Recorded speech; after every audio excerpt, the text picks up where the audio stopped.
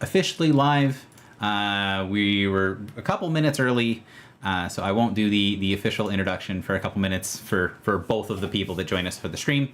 But we were realizing as we were kind of testing mics and pre-gaming and all that sort of stuff that we're both sort of incapable of having cool thoughts and cool ideas and then keeping them to ourselves until it is time to properly share with the class. So might as well get started, get streaming. We were talking about a little bit about that as we were getting going. So let's kind of do the official intro. So hey there, I'm Permanent DM. I'm the creator of the game All Mice Die.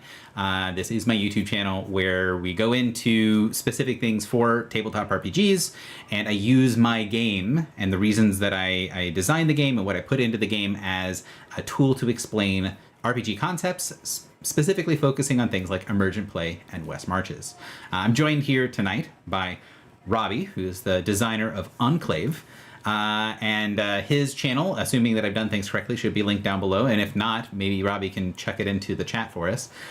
He also has a channel as well, and has done a couple of successful, awesome Kickstarters for his game. We're going to be talking a little bit about Emergent play. So Robby, want to go ahead and take it away? Give your introduction. Absolutely. Well, thank you so much for having me. As we have discovered through several multi-hour conversations, we have an awful lot to talk about, and that's very exciting for me. The thing that I think your audience would be most curious about in regards to my game Enclave is that it is diceless. That there's a lot of other factors, there's a lot of other things that are very interesting and from a game design perspective, very mechanically nuanced and whatever, but let's cut the crap. The important thing is that it's diceless. And that by itself makes it extremely weird and an extremely sharp contrast to All Mice Die.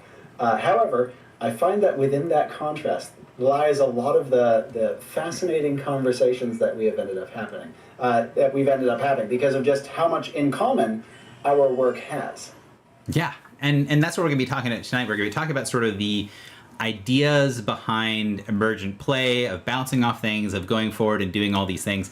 And one of the things that I actually think is interesting that I just thought of when you said that, hey, you know, it's the same but different, which is a lot of this idea. The name of the stream is that, well, yes, but no, is that idea that we kind of come with similar mentalities to different conclusions.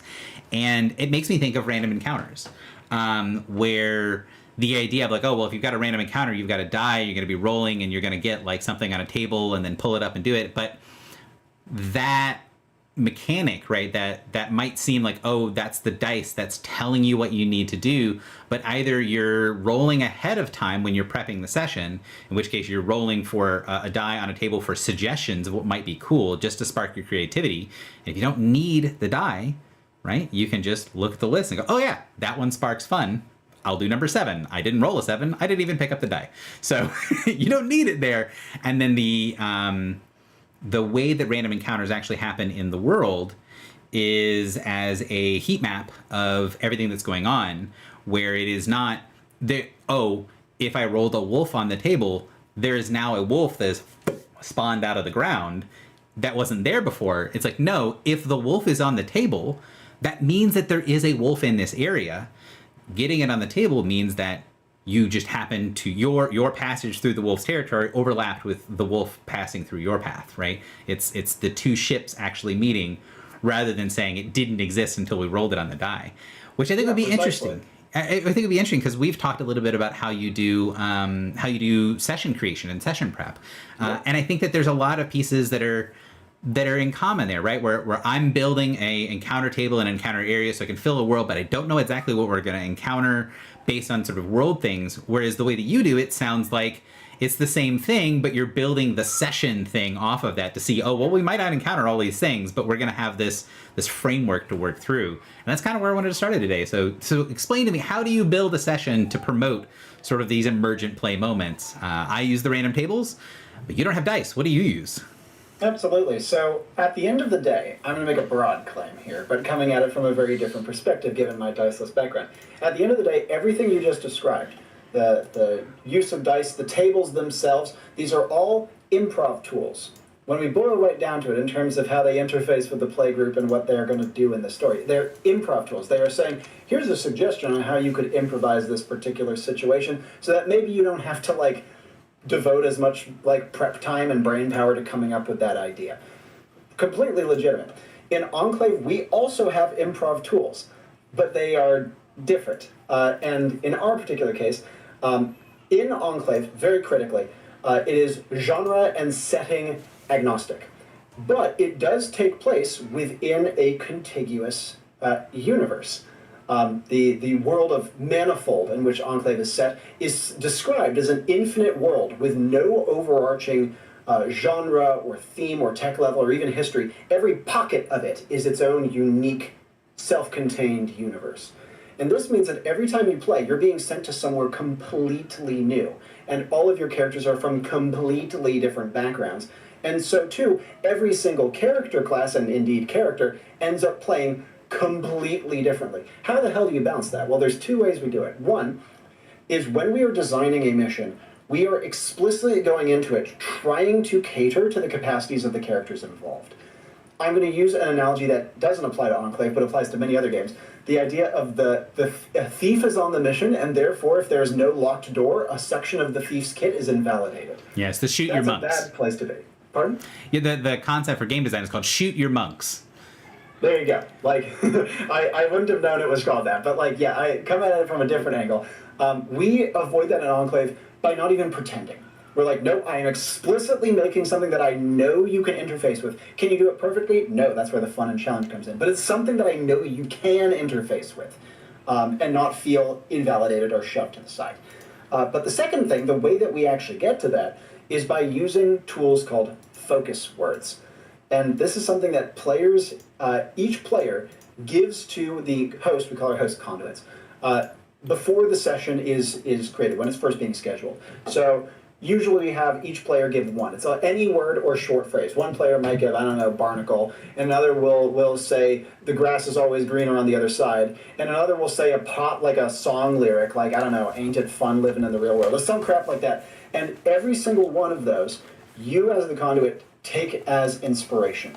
So you're saying, how do I balance the focus words that I was given and all the things that those make me free associate to with the capacities of the characters that I'm being given? Harmonize those, you have an Enclave mission, and since it's not bounded by any sort of, again, themes or settings or tech levels, you can take it in absolutely ludicrous directions and it still will work. That's so cool to me because it's, again, we talk about it. We're going to be talking about this for as long as we're going to be yapping tonight. Is same but different, right? I hear all this thing and I'm nodding my head. Yeah, that's cool. That's how. And then I think about how does that work in our game, and I go, well, it's the same thing but in reverse. So to say that the game design principle, the idea, the phrase "shoot your monks" is a D&D thing where the monk class in D&D has the ability to deflect or to catch arrows that are shot at them. So the idea is, well, there maybe is an idea of like, oh, well, I don't want to shoot them because I know it's not going to do anything, right? So you don't shoot your monk because then it's going to be a wasted action for the enemy. But then the actual thing is, no, you should, because you want to give them the opportunity to use that ability that they have. You want to shoot your monks so that they have the ability to do cool things. And then for your building, the conduit is taking these things and sort of sculpting this mission into a dreamscape thing, and then seeing how the players interact with it and seeing how they build into it. And then for me, it's the same thing of that there are these tools that I know the players have access to, and I'm sculpting a position that I know if they bring all the exact right tools, there's no challenge. There's no traditional adventure if they can check every box. But I know that any given group is not going to be able to check every box because it's a hidden thing, right? They don't know what's behind the screen of what all the pieces that are be needed to flawless the adventure. And so where they fall flat is where it's gonna be. So the net result, right? You craft something specifically to include all of these tools that the players have given you to make sure that there's still challenges there so that there's a little bit of a mismatch. And so that's what the end result is. You get a thing that people are bringing these cool tools. They're getting the ability to use they use their special abilities. They don't quite get there, and where they're falling short is where the adventure is. which is the same thing that happens with our system, where you're building these things and you're saying, here's all the tools, but the players then go, okay, we're gonna need a thief. We're gonna need someone. We know that there's a locked door in here, and if they don't have a thief, well, okay, well, maybe we need to roll up a thief. Maybe we need to ask somebody else in a different part of the campaign to bring a thief. Or, what we need is someone to open the door. We don't necessarily need a thief. They would be the best at it. There's a rogue in our system. They might be the best at it, but somebody else has a scout who's trained in thievery. So we've got a trained thief as a scout. Hey, if we bring that scout to be the thief, or maybe they have a skilled thievery, they will be able to, a trained thief would get to that lock and say, I'm trained in thievery, bam, open through the door, we're done. Someone who has a little bit less expertise would get to the thing, oh, now there's, again, it's that, I'm not quite getting to it, but there's no way to bring all the pieces. And so the net result is we have the same experience. And I just think that's so cool that it's the fun is where we get, is the result is the same, but the process is so different. Well, something else that you said that I think is really very salient is incomplete information. This is like a fundamental principle of what makes Enclave work. And I would say that almost every time, I'm not going to even make a bold claim, every single time there is like a failure state in Enclave, it is due to incomplete information that had the group played differently, they could have found out. And I think that's like a good goal to strive for, being like, what ways could the player have avoided their fate? Can you rationalize it? Yep. Okay, then it was a good call. You made the right call in that failure state. But for Enclave, one of the fun things about it is when we give you a mission, because again, in Enclave you can be sent out to all these strange areas. Player characters are effectively mercenaries being contracted by an interdimensional, arguably eldritch organization called the Enclave. And when the Enclave is giving you a job, they give you what's called a mission statement. You're actually given information about the mission before you even play. And it is up to players to ask questions about the mission statement before the game begins. So to that end, I'll give you, a couple paragraphs, but then after that, the baby. The baby! But after that, it's on you to ask the right questions to prepare yourself for the mission. And so we start people thinking and getting people I guess they start to move towards success or failure before they even start playing based on the questions they ask, which to me is very exciting and also means that people are valuing every second they have because they're like, we need to ask the right questions right now. Which is also true with our game, right? The same sort of thing. Rather than here's a mission brief, everybody's working on the quest that they get from somewhere else in the campaign, right? Rather than, I have a brief from an organization. Such a cool model for that. Right. So you have these things where everyone's like, we've decided that we're going to go do this mission, but what do we know about the mission? Well, if we know very little, then the expectation the players have is we're not probably going to be able to accomplish all that much because we don't know a lot of the details about the mission. We're going to go there, we're going to learn more stuff as we go in, but then we'll have to recycle and go back. Whereas, especially the players that play for a little while, once you get to characters that are, our second tier of play, so the first tier of play is called adventurers, and the second tier is called heroes. Generally speaking, when the heroes go out to do a thing, they are like, okay, we have enough information that we've got a goal, we've got a mission, we've got the pieces, we have a pretty reasonable understanding of what we need to bring with us. And we've had a couple of times that have been really interesting, I think, for the players, because I think on paper, the example I'm about to give sounds miserable. It sounds like it is we're not playing a game. It sounds unfun. I will tell you that from the experience of the players, it was incredibly rewarding, where we had a mission where they went to go out to do something, and they had spent a significant amount of information, or a significant amount of time scouting, getting the information they needed, working with each other to make sure they had the exact right person for the job, and all that sort of stuff. And so they were able to do something with, in many instances, no rolling needed at all, where they were able to basically autocomplete the entire mission. We just walked through, and rather than having checks or having drama or having these moments, they would get to a thing and say, oh, I need to do X. And you're like, okay, well, that would require expert arcana. Oh, well, we brought the wizard who has master arcana.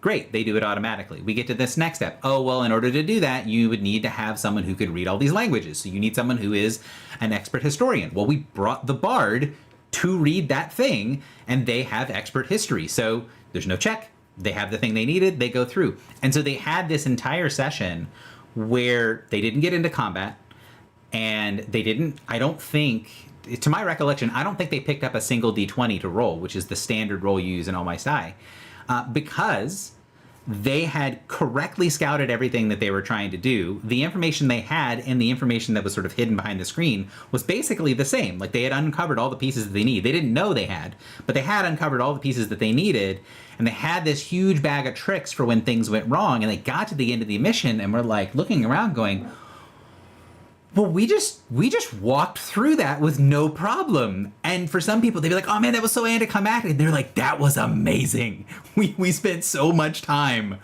working outside of session and communicating with each other and trying to make sure we had all the right people in the right places for this adventure, and we had all the right skills, and we brought the right spells, and we did all of this prep work, and then it just worked. And I was like, for them, it was so satisfying. I have an analogy that I think you'll appreciate. Back when I played a lot of Magic the Gathering, the most fun part was building the deck. Mm-hmm. And then you watch it go, and you're like, awesome, perfect. And it sounds like a very similar experience was had by that play group. The fun was building the deck. Yes. And then watching it go was just the cherry on top. And that is absolutely true. I will say that in Enclave, while we do not have something like that, like I wouldn't say that you could replicate that experience in Enclave, and if you did, the Conduit would be like embarrassed. They'd be like, well, I fucked up. But it would be like, you'd laugh it off, it would be humbling. And the players would probably feel pretty cool, right? For like, ooh, I completely thrashed them. But Enclave isn't an oppositional game in that regard. So you can be like, okay, you got me. That was fun, good job. That said, we do have something kind of similar, which we call either you could call it a soul read, a god read, something like that. It's a poker terminology. Mm-hmm. And the idea, which I'm sure you've experienced in perhaps AMD or others, is when you as the conduit have a really cool plot line, a really cool idea. It's completely secret. And within the first, Lord knows when, of the session, a player guesses it, like perfectly guesses it. And you just go, you just god read me. You completely got it.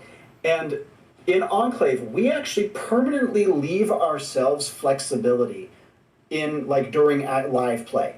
One of the metrics I put in my books is your mission design should be 10% planning, 90% improvisation. Mm. That's a big number. Yeah.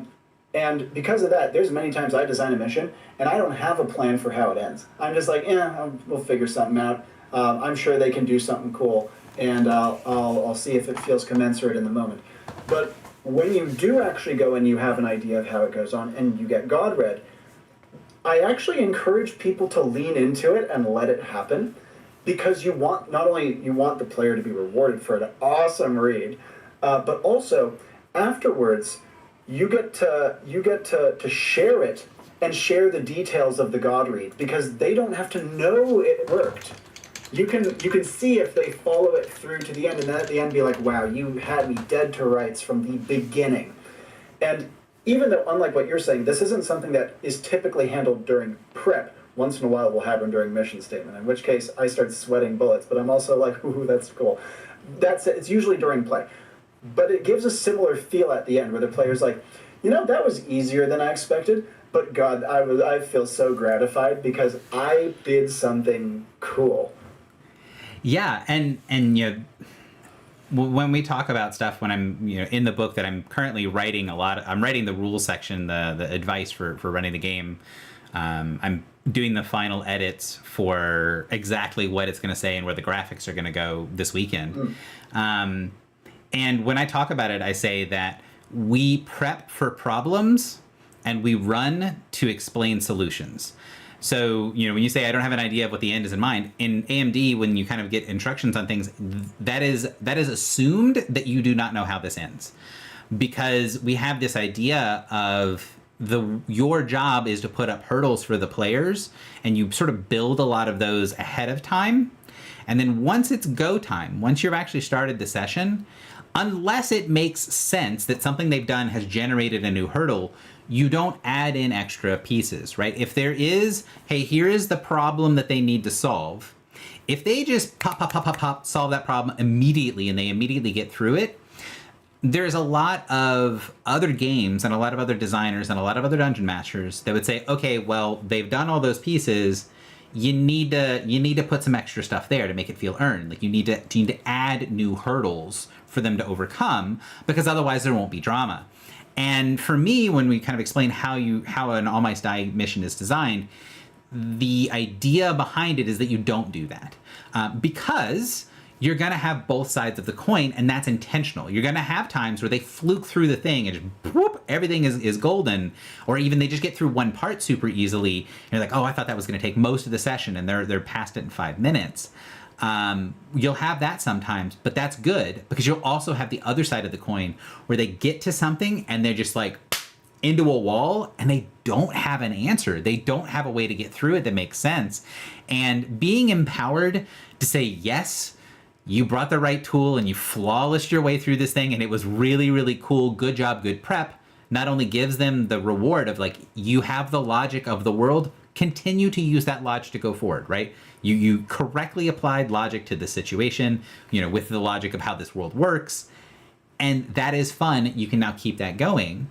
But then the other side of it is, because you can say yes in those situations, you also feel empowered to say no when it's like, hey, I'm going to do this crazy thing. And you look and you go, that doesn't make sense in the secondary world here. The logic doesn't follow to get us there. And I've built the roadblocks. I know what the roadblocks are. But because I don't twist them to make it harder on you when you can flawless through, I can also feel justified not twisting it to make it easier when you get stuck. And one of the things that is a video that's going to be coming out pretty soon on the channel here is a discussion of let them fail. In order for people in a West Marches style game to feel like there is stuff to explore and that they get rewarded for what they're doing, they have to be able to get to impasses. They have to be able to get to locked doors that they can't figure out how to get past. They have to be able to encounter monsters that they do not have the tools to deal with prior to then gaining the tools, because that's how you feel progression. That's how you feel like, oh, the time and energy and investment I'm putting into learning and understanding and playing and having fun is actually rewarded when I make smart choices. And it's the same basic concept, right? If you make all the smart choices, then something that would be very dramatic might be very dramatic, but it would be dramatic just because it's a cool beat. We had and I'll stop rambling in just a second, but we had an example of this where we had 2 fights basically back to back against the same monster. There was a hawk wraith. So it was a young hawk that had been killed by sorcery, and their spirit returned as a wraith and was going and doing things. And a group that was not prepared for them encountered this hawk, and then they basically had to hide in the basements of a set of ruins, and then the hawk flew through the floor and was like going around eating them, and then they had to scatter, and everybody got away, or everyone tried to get away, and like a couple of them died. And it was this like terror story. And then that same creature encountered a group who had titled themselves the Wraithbusters prior to this event, and had a fighter and had all these support characters that were basically built around superpowering their fighter. And the fighter had an undead slaying bow with a wraith murder arrow, and was like, well, we got the jump on this wraith with an entire team called the Wraithbusters and a wraith murder weapon. Bam, it's dead. It's, this thing that was, and it wasn't like there was a severe level disparity either, right? The overall power levels of the group was about the same, but that one group had all the tools they needed to just pop their way through, and it felt super satisfying. Wow, there's so many things I could dive into on this topic. I'm going to see if I can try to limit myself. Given that Enclave is a game that is designed, or missions are designed around the characters involved, People come into an Enclave mission with like a certain set of expectations for challenge, especially time frame. And due to that, we do a lot more bending of challenge levels mid-mission, but we have a couple of pretty strict requirements for ourselves, or at least I put these in the book, and of course people will take them as however they wish. The most important ones that I give, that I really encourage people to abide by, is one, we provide outs. What this means is if a player fucks up, give them a pass the first time, give them less of a pass the second time, obliterate them the third. Something in that nature. There are exceptions to this, and these are not exactly subsequent. Like, yeah, you're not going to be targeted by the same threat multiple times. I mean, over the course of the whole mission, you screw up in the first scene or something, yeah, that out is going to haunt you for the rest, because I'm going to have to be a little stricter on you. But having this out system not only allows missions to kind of be a little evened out in power level, and give people a more consistent experience, which is pretty important in a diceless game. But on top of that, the other thing that outs do is outs are a way of communicating implicitly with your player. You say, okay, yeah, the blade grazes your cheek. The player goes, ooh, I messed up. I need to be a little safer. And the other thing that it does, not in the base game, but in the expansion I'm soon to release, is it allows, before the session, the players to actually say how dangerous and difficult they want the mission to be. And their chosen difficulty scales the outs that you give them, and is permission. Fuck me up, right? Make it harder, and I'll get better rewards if I can get through it. And so, because Enclave is a game that is designed around the characters involved, without having a system like that, what it leads to is the conduit will sometimes forget something, or a player will not fully understand something that's going on in the moment and make a wrong call based on misinformation, to no fault of anyone.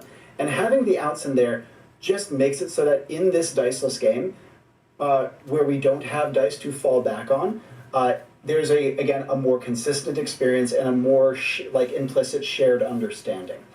The other thing that it does too is All Might Die is a game where everyone fucking dies constantly. It's in the name. In Enclave, death is rare, but when it comes, it hits like a truck.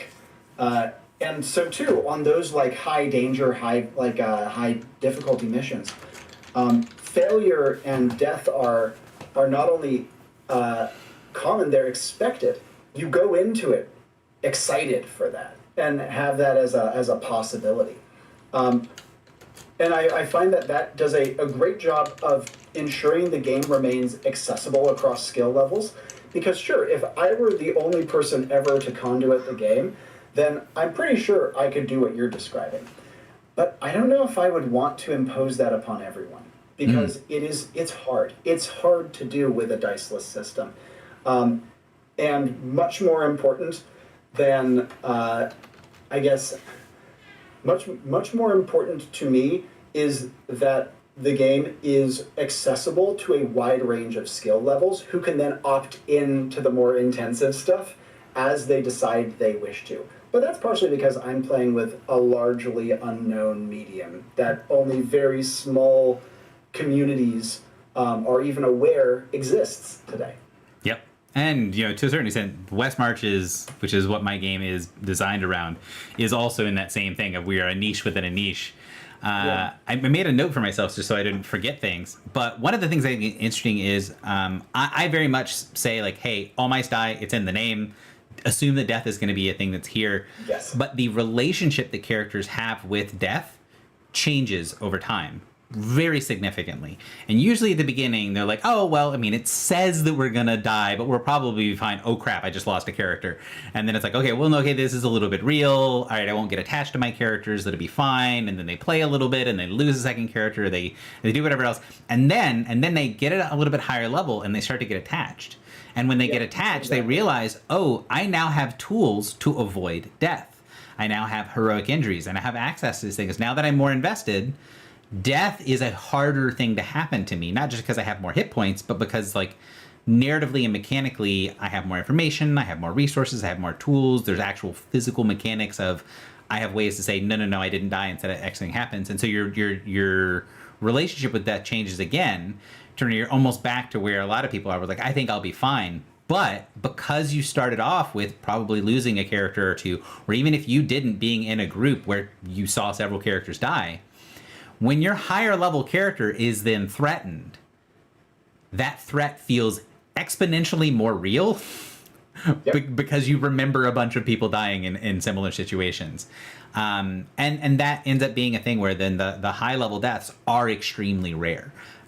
Because the players play differently, they act differently, they have a lot more tools, they have a lot more resources. So, once you're a Paragon character, which is the third tier of play, there's 4 total tiers of play. Once you're a Paragon character, I'm not going to say it's impossible to die, but it is basically not a thing. I do not think in the playtesting that we have done that we have lost a Paragon character at all. Wow.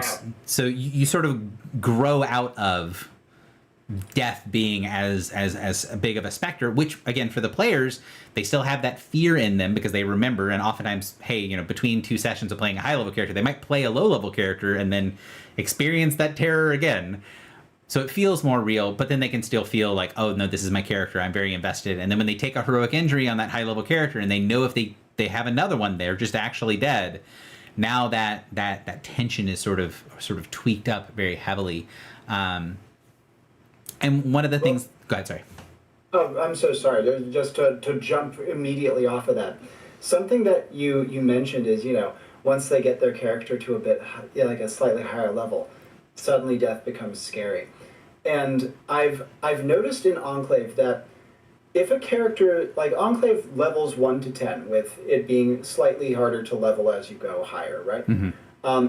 To get to a character to level 10 requires, I believe, 34 missions.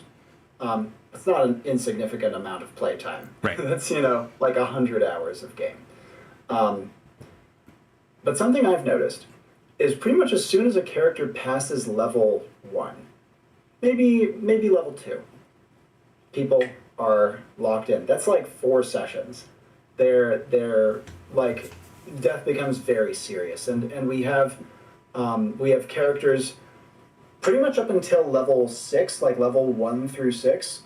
There's almost an equal spread of characters dying. After that, it does fall off. However, one of the fun things about Enclave's kind of bespoke design, where we design around characters, is there's no such thing as leveling beyond threat. Because since I get to design around you, I get to choose the threat. And I will find one that challenges you no matter your level. And so even when your stats get unbelievably juiced, you are still in danger. It's just perhaps the danger is of a different nature on average. Perhaps it's a little more bombastic. But I found that almost always the reason that higher level characters don't die is because the players are just better. And that character, right? And that is, to me, awesome. That is a great goal to strive for. Like, as a loose example, even if you were to build a character who was maxed into defensive stats and got every possible tool for not dying, I can actually list an example. There was a character who had a maxed resilience stat, an item that further boosted their physical toughness, best armor in the game, and over the course of the mission, they tanked like 50 or 60 rifle shots, 2 grenade blasts, and a couple of landmines point blank. And by the end, they weren't fine. They were bleeding, their jaw was broken, their armor was screwed up, they were limping, they were exhausted. And if I had pushed them a little further, they were toast, but their allies helped out. And so even the most defensively juiced characters in the game are under threat. And it's up to the character's skill level, or the player's skill level, to protect them. That's really cool. It's interesting because there's something you said there where you said basically, no matter how strong you get, we will always be scaling for you. You'll always find something that's hard. There's an interesting thing that comes into the specificity for West March's play, where because the world is intentionally static, right? It is static in the form of It is not designed to challenge you. It is what it is. The air is the air. I think What that's can the be done? biggest difference Yeah. between your work and mine, by the way. That is the biggest difference. Yeah. And the interesting thing about how that plays out, if you were playing in what I call the standard 5-man band, which would be much more closely analogous to an Enclave game, where you're sort of making a story and there's a heroic thing and you're always on the bigger and better things, like the thing you said, like the challenge. There's always commiserate challenge that you can find to go and keep yourself going. That is a power. That is a feature. That's a good thing about that. The flip side for this is two parts. When you get to something that is way out leveled for you, being able to say to the community that it exists pushes play forward. That gets It's other really people cool. excited. Yeah. That Completely is, different social experience, and I think it's a really valuable one. and it is super powerful. But the other thing that is interesting to me that I think players who have not had this experience can conceptually think like, oh man, that'd be fun in a moment, but they don't really get just how powerful it is for play and how much of like catharsis people can get out of this, where because the world is static and because the characters by design are out leveling equal level threats. Your level 1 mouse versus a level 1 enemy is in a very bad shape if it gets into combat. Whereas like your level 7 or level 8 mouse against a level 8 enemy, they're probably going to be fine.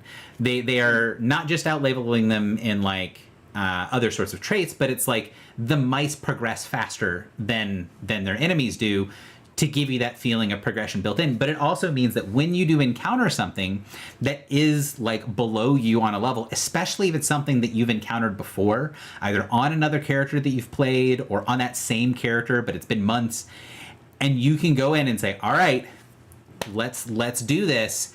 And then you just, like, it is just toasted. It is a bloodbath. There is that moment where it's like, well, you know, if in isolation, this wouldn't feel good because there's not a lot of drama, there's not a lot of threat here. But that's not what the purpose of this encounter is. That's not what it's serving. That's not the point. The point is not to threaten, because we don't want to threaten you all the time, because if it's all action all the time, then the action it just becomes noise. I kind of think of it like a Michael Bay movie, right? If there's all explosions all the time, then the individual explosions, they don't really mean anything. Got it. Okay, I'm so sorry. Can I jump in? Yeah. Things, and I need to get this out. So Enclave, there's like 3 points, but I'll try to be quick. Enclave, missions in Enclave are incredibly short in world time compared to other TTRPGs. And compared to my game. Enclave session. Pardon? And compared to All My Style. Yes, indeed. I don't know if there's another TTRPG that has sessions as short in world as Enclave. A 3-hour Enclave session in real time, in game time, is going to be under an hour almost always, and often half an hour, because the game is unbelievably fast. And you're right, though. You say, okay, well, if it's always action, that's going to dull you eventually, won't it? And there's a couple of things that I've found both the game lends itself naturally to, but also you can do as a conduit to make that not the case. One of them is that even within that very tight time frame, missions follow, a crescendo structure, like a classic storytelling graph. And so you'll have these lower points and higher points, even if in terms of how long they actually take, it's minutes. But the other one is Enclave missions are unbelievably varied in terms of content. Yes, combat is very common in Enclave. Threat is going to be the case regardless, but threat can come in many forms. There can be puzzles, yes, but Enclave has something else that I think makes it really unusual, in that social play in Enclave is not only almost as mechanically supported as combat, but is almost as common. And almost all missions will involve a major social component, and we don't have social scaling stats. We have stats that are very useful in social encounters, but we have no charisma. I'm a very firm hater of the charisma stat. We have stats that can help you, but will never solve the problem. And so, because of that, the variety of different play styles enables Enclave missions to be fast and action-packed and wacky, but but still wildly varied so they don't become noise. Because if every mission was pure nonstop combat the entire time, it would be miserable.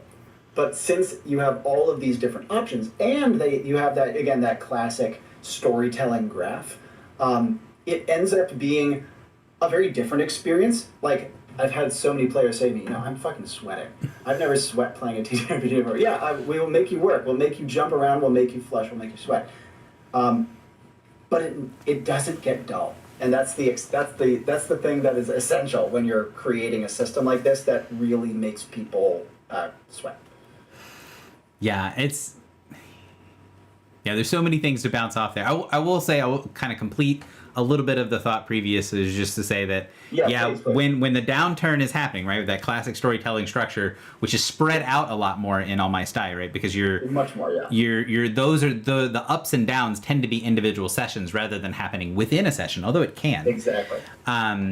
But when you have one of those things where you can just let loose, it is just like, you can see people at the table be like, oh, we're so ready.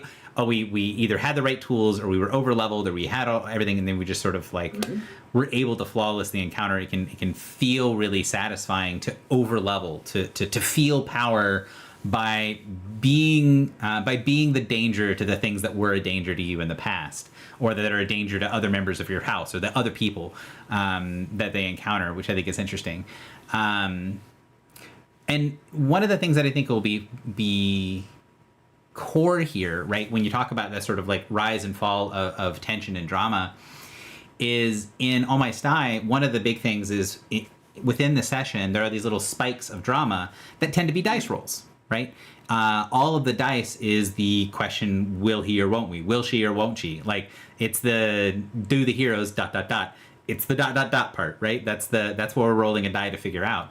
You can manipulate, you can try to do different things, but we've got these sort of things, which means that when the dramatic question is answered without the die roll, especially in times where they know there used to be a die roll there, that then has its own power. That then has it's lowering the tension, but it has its own satisfying feeling where you're going downhill, right? You're like, all right, we got through this thing where they say, oh, man, if only we could identify this spell, we might be able to understand what's going on here.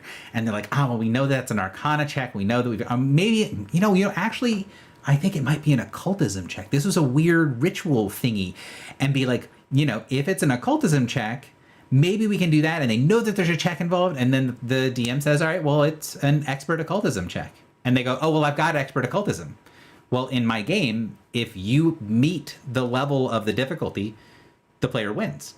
So you don't roll a die, you just get the information. And there's this moment of being like, oh, well, like it's so relaxing to not roll dice. Because players love rolling dice, which is part of the reason that all the players in my game, all the dice rolling that can be on the player side is on the player side. Players like rolling dice. But in a system where you have lots of dice, and dice is a dramatic question, not rolling a die means that your expertise, your good ideas, your preparation, all of your stuff means that you have answered the dramatic question without the drama, and that is its own level of satisfaction. That is its own level of fun to be able to sort of execute something well.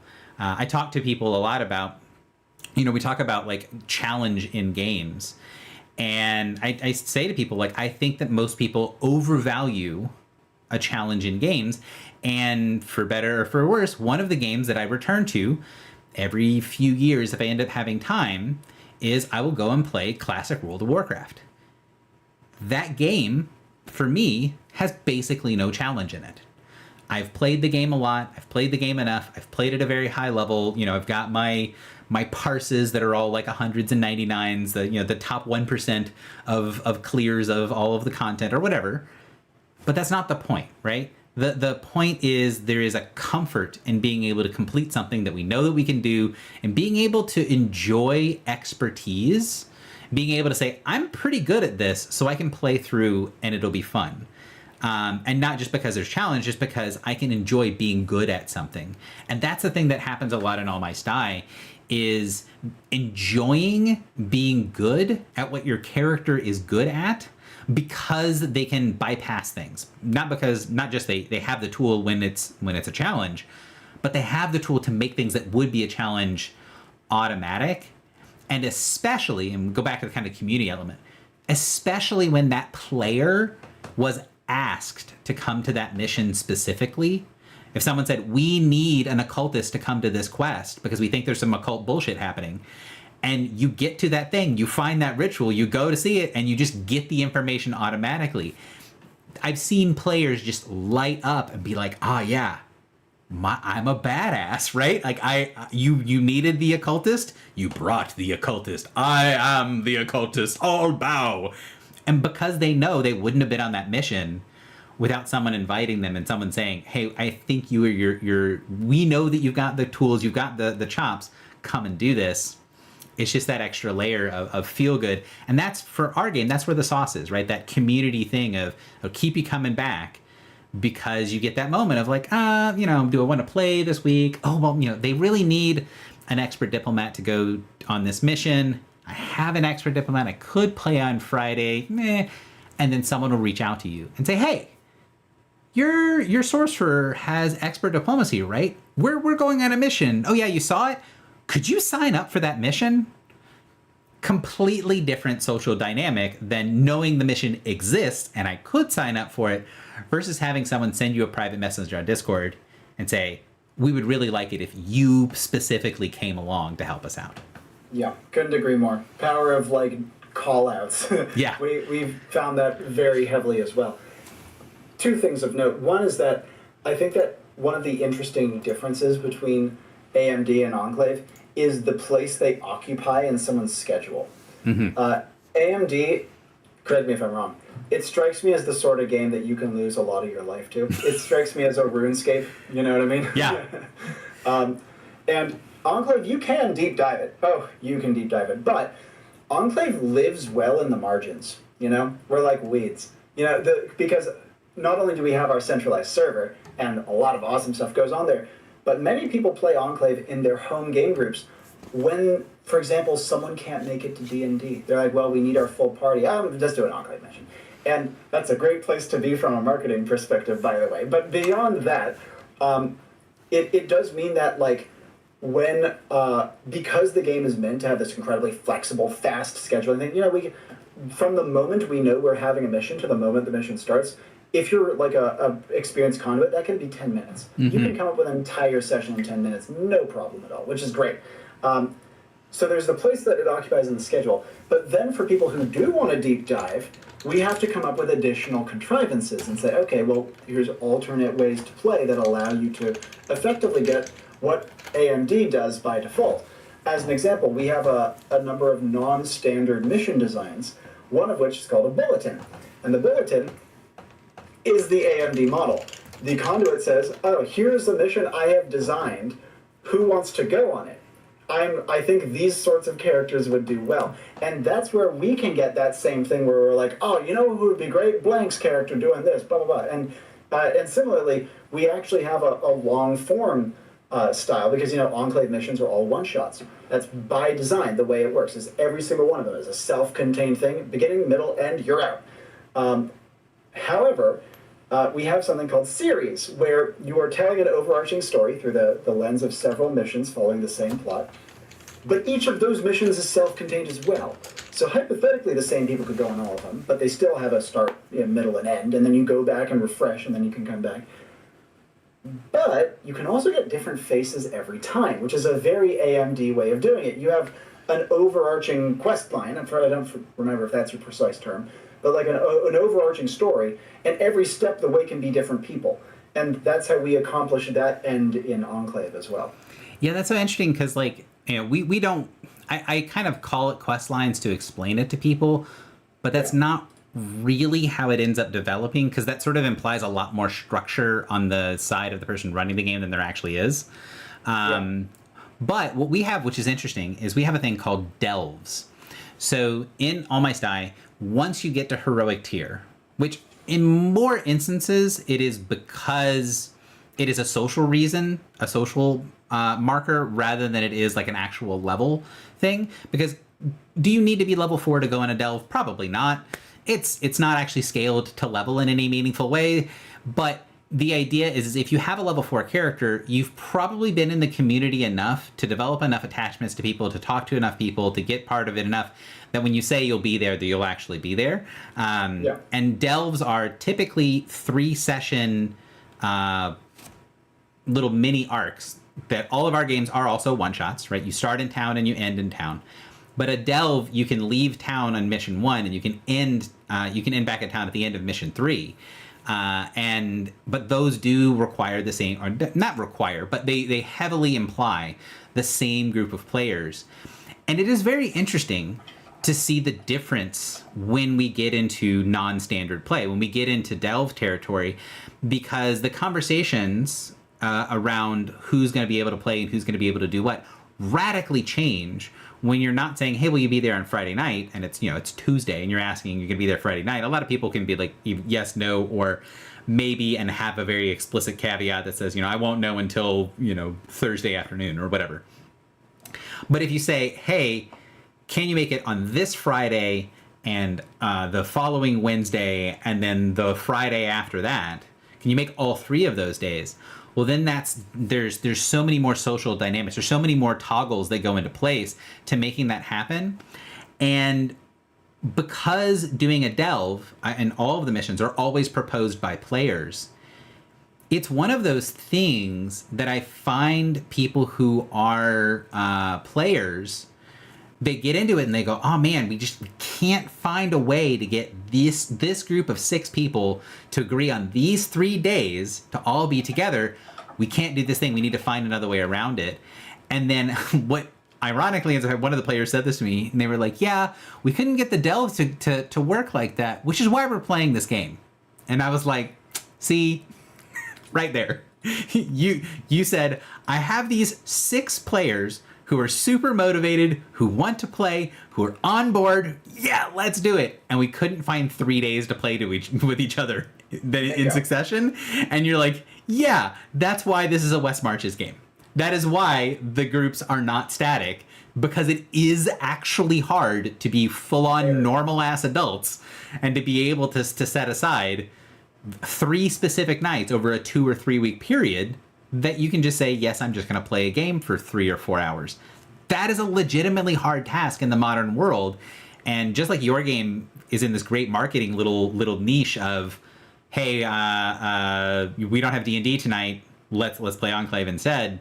The same thing with AMD is just like, one person dropped out or 2 people dropped out or whatever. We will oftentimes get to a thing where they say, oh, well, the 6 people that signed up, 2 of them didn't make it. And we can very reasonably run with 4. But then a lot of times they'll say, hey, we need an extra person. We've got an extra spot open. And somebody who didn't know if they could make that night will hop in and join for the evening. Either we'll be at like a public event and I'll just grab another player from the populace and be like, hey, welcome to the game. Here's your character. Let's go. This is going to be fun. Or it's someone who's playing online and they've already got their character and they can be like, oh, well, I wasn't going to play tonight, but there's an open spot. So, I can jump in. Or in a lot of instances, I was supposed to not play today because I had D&D. And then my D&D game got canceled because somebody's car broke down or somebody's cat got launched to the moon or whatever happened that makes it to where we didn't have D&D. Oh, wait, here is this other game that I can play that doesn't require all of those hooks and all those pieces to get going. Yep, absolutely. You want to make scheduling as low friction as possible. And while it's nice to have an alternate game mode like delving in there for people who can do it, the people who can do it, caveat, will disbar a shockingly large number of groups. Yeah, it's funny because when people realized the delves were there, one of my players in the big playtest, so we just ran a playtest, it was 250 sessions over 13 months, which means that I was running 4 to 5 sessions a week, every week, for over a year. Which is a lot. Over a year. That's a big woof. I've accomplished that maybe 2 years out of my 20-year hosting career. It was a lot. But the thing is one of these players came to me and was like, we have access to delves now. Are you concerned that people are going to sort of silo off into these static groups and then just run delves all the time? And my honest answer was, No. Because just straight up no. Is that hypothetically a problem? Yes. Are there actual systems out there that do things to say, oh, well, you have to play with different groups of people for these reasons, or we're trying to break up cliques. We're trying to break up people that are picking their own group within a group. Those are all good intentions. In actual practice, it basically never happens, because what they say is, oh, what I'm going to do is I'm going to turn this into a standard D&D game and try to take this pool of players and siphon it down to this group of active players that all play together, and we'll just run as our own team. And then they realize the scheduling doesn't work and they can't do it. And one of two things, and sometimes both things happen, where they either go, okay, well, I do still really want to play with this group of people. And so what they'll do is that group will then spin off to their own game. The people that were the icons, the iconic warlord, the iconic fighter, and the iconic barbarian, and I think the iconic brawler. So those four people, plus one other person who was not a player in my game, play their own Lancer game on the side, which is they meet every couple of weeks to have like a standard 5-man band style thing, because they could do that. But they didn't do it within. They did it within the community with basically all the same members, but they didn't do it within All My Style, because they were like, oh well, this isn't filling that same niche. It's not filling that same desire of I can just play when I can and I don't want when I want. I don't have that commitment, and that is just it's such a big part of why I think over the next several years, West Marches play is going to become more and more standardized as being the norm, just because it's the game that people will actually be able to play. Well, it already is, from what I've seen. And this is from someone who is not involved at all with Dungeons and Dragons, but I do go to conventions, and I can tell you what rooms are full, which rooms are booked. It is Commander, but for Dungeons and Dragons, in the same way that Commander was a community upstart little grassroots thingy that was kind of goofy at first and was very niche, and then blew up and is now massive and a cash cow and is supported to a ludicrous degree, probably to the point where it is becoming atrophied. So too will that probably be the case for West Marches. I see an almost direct one-to-one parallel. Yeah, no, and it is true, and it is something that, again, that casual nature to be able to not have the thing. One of the things I thought was interesting. So we have these streams where we're talking to the individual icons. So if you want to know how does blank class feel in All My Style, if that's one of the classes that someone made it to the final tier, they made it to what I call the victory lap tier, which are the icons.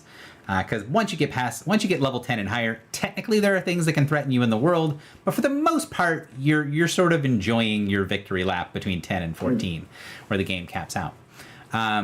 But the conversation with the iconic sorcerer, with Keith, when we were talking about things, he said that one of the reasons he ended up joining the community was paradoxically because he would feel comfortable leaving it. Because when you join a standard 5-man band style thing, there is this thing of like, oh, well, what if I join this group and then it's okay, but it's not great? Then you're stuck in not feeling it. You need to be able to bow out, you know? Right. And you get this thing of like screwing everyone. Exactly. Yeah. He was like, I felt like I could leave and everybody else isn't screwed because I'm gone. Where it's like, on some levels, it's like, well, then I kind of feel like I'm not important to the game. Like I'm like a cog in the machine. I'm easily replaceable. But then the other side of it is to go, well, no, when the community then comes into play and someone private messages be like, hey, you're the person who can play on Fridays, who's got expert diplomacy, please come and play with us. Then you don't feel like a cog in the machine. You do not feel interchangeable, because it's like, oh, no, actually, the connections I make with people makes me not interchangeable. But if I have to bow out, if I have to say, hey guys, I've got midterms coming up, because a couple of our players were either in school as teachers or in school as students, and they were like, guys, I don't want to have this game eat my life and have me do worse on my midterms. I'm going to do the reasonable thing to bow out. They don't have that pressure that says that they're ruining everybody else's game. Where if you have a standard, we play every Friday style D&D game, it's a lot harder to say, hey guys, you know, I've got midterms. I want to take that time to study or to relax or to do something else. You know, I'm going to spend the night in the library doing note cards. Well, if you feel like your friends aren't getting to play because you're doing this thing, well, maybe I could just not sleep. Or like, do I really need to study that hard? Like, it just sets up these negative interactions, which you're sort of freed from in a Wes Marches style for the most part.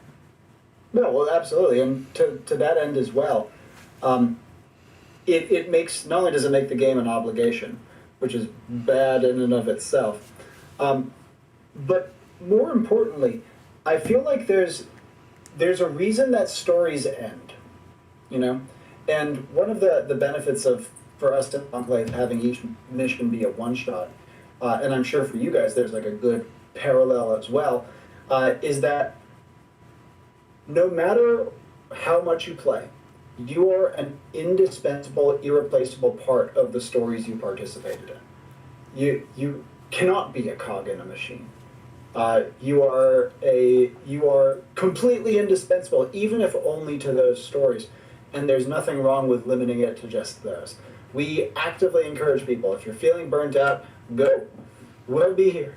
Go live. Enjoy your life. Enjoy your adulthood. This is a game. And we will be here if you want to come back. Yeah, and it's funny because I said I'm writing advice for people who are game masters for All My Sty, and that is one of the things that I'm putting in there is, you know, that is also true on the game master or the conduit, whatever you want to call it, where if it feels like this is an obligation, it feels like this is something that I have to do, those are the things that a lot of people are going to struggle with. So the more of those pieces that you feel are required to do before you can get to the game that you can take out of the equation, the better, right? So to use random tables, use things that are inspiring, use a couple of keywords, use the culture table that I did a video on recently that sort of lets you generate a culture, which I honestly think, I don't know if you saw that video, I think you could probably take that system and basically just lift it in Enclave directly, because technically there's a die roll element, but not really. It's all about what keywords define a people and how they access power, and then you just kind of put the keywords together, and now you've got a unique entrant. Wow, that sounds like focus words to me. Exactly. Yeah, that's what I was saying. Like it's very much a focus words style system where it says like, all right, here are these. So it's vices and virtues, common, uncommon, and rare vices, common, uncommon, and rare virtues, and then how they mix and match kind of tells you a lot about the culture and tells you a lot about the person's spot within that culture. Because like if you see the whole list and you're like, oh, well, they consider honor a negative virtue. Well, that tells you right there a whole lot that you need to know about that specific culture. And if you have someone who has that negative honorable trait in that culture, you have a lot of role-playing juice that's there just with like one piece to be able to jump off of. And so I tell the DMs like, hey, these are a whole giant amount of tools. You could almost completely automate all of your prep in AMD to be able to put it to the table. But the expectation is that you're not going to do that. And it's not because it'll be a bad game. It's because you have these tools to help make the parts that are kind of required for play able to be done so that you can focus on the ones that are inspiring to you. So you can focus all of your energy on the stuff that you think is cool, that you want to bring to the table. If you're like, I really don't like designing monsters. Well, here's a framework for building a monster pretty easily. So you can go, all right, I'm going to grab this, and bam, the monster's done. I don't have to think about it too hard because I have this plot line. I have this social dynamic. I have this event. I have this whatever. Or I really like monsters. I don't really have the event stuff. Oh, well, here's villain squares. Here's how you can get factions and how the factions can interact with one another, that you can sort of generate these prompts if that's not the part that inspires you, if you really like the crunchy mechanics. And then, if you like all of it, then don't use any of the tools and build it all from scratch, because it's not going to feel like a burden to you, right? You're not going to feel like, I have to do this. Well, no, there's a tool right there. Just use the tool. And then it's like, oh, well, I could custom build this monster to make them cool and specific. Yeah, do the thing if that's what you're inspired to do. Nice. That's well said. I quite like that. Providing plug-and-play frameworks for players is essential, both because who are we kidding ourselves? People are going to make it up half the time anyway. So may as well embrace that and encourage it. But so too, people shouldn't have to read the entire frickin' book. Like, most people are going to read the first 10 pages if you're lucky. And so you need to be able to communicate the thesis of the game that quickly and then have all the rest in case they want more. Yeah, I mean, that's core to the design of our book. You know, the idea in All Mice Die is exploration is the primary pillar of play, and that doesn't mean just during session. That means all of the elements. So, like, you know, when we run the Age of the Oak campaign this summer, there's only going to be six starting classes plus the people who are returning icons can play their class. But for most people, there's 6 starting classes, and that means in the rulebook, if you look in the rulebook, there's only 6 classes. When they uncover new classes, they get added to the rulebook. So you don't need to know those things until they're relevant. When you go and you see, oh, what do I need to do to start playing? It doesn't say, go read this class, go read these rules, go read all this stuff. It says, pick up your dice, think about what stat you think would be interesting to focus on, roll some dice, and then once you have your character made, you look at what they qualify for, and then you figure out those things, right? Because players there are definitely people that will just sit down and read the whole rulebook. However, they are very much the minority. Players want to hear about the stuff that is relevant to them. Why should I care? If I'm not planning on playing a fighter, I'm probably not going to read the fighter. But if I sit down and I roll a mouse with 17 starting strength, so what does the fighter do? You kind of sit forward a little bit. Okay, now I have a reason to go look and go invest. And now I have a reason to go explore, to go discover what that rule is or what that reasoning is. And that's a big thing. You know, one of the I don't know if this is a thing you do in Enclave, because I was going to ask about this. It's on my notes. One of the things that they say is that you want to have people read as little as possible, to be handheld as much as possible through the process to get them to the table in the first place. And so what we do is, in the rules, we explain, here's how you build a packet of information to hand to players who might be interested in playing. And it is a pretty picture. We've got a list of pretty pictures you can print out, and then stuff that is included in the base game. It is a explanation of what we plan on doing in an individual session. And then it is a QR code to get them into the Discord so they can be part of the community. The community can be like, hey, welcome to the game. You know, let's join and have fun. But that's it, right? So ideally you could, if you wanted to, you could fit that on a piece of paper front and back. Here's a pretty picture. Does this look cool? They get to flip it over, kind of like a flyer. They get the quick blurb. They get something they can immediately engage with. As part of the thing of, like, rather than telling someone, hey, here's a 500-page player's handbook, but don't worry, you only need to read 70 pages, which you will read 5 of. But that is such a different experience than, here's a flyer, right? This is all you need to know. You can scan that thing, hit a button, and now you can jump in and play. Has just been so much more successful for us. So is there something like that in Enclave? Is some like onboarding that is sort of built into the rules? Oh, yes. So there's actually a couple things we can do. We do to that end that the rule set explicitly says. The first one being is that Enclave is incredibly mechanics optional, is the way I would put it. You can play the game very competently, knowing nothing about the actual words of the rule set, and afterwards be like, oh, that's what I was doing, that's what that's called, great. And it works great. And so even though the content is the same, it's very gestalt. People pick it up super quick. The words and the repeatable systems by which those are implemented, you don't need to know it. So even if you're conduiting, you probably should know a bit more. But even then, we've had many people. This is something you might enjoy. We have had quite a few people who the first time they have played Enclave ever, they conduited, and they did pretty well. Even better, I can name 2 examples of Enclave being their first ever TTRPG, and conduiting was their second session. That is how accessible it is. And so for a player, you don't have to pick up the book. You could have someone be like, oh, you'll get it. Here, just follow my lead. Yeah. And you're good.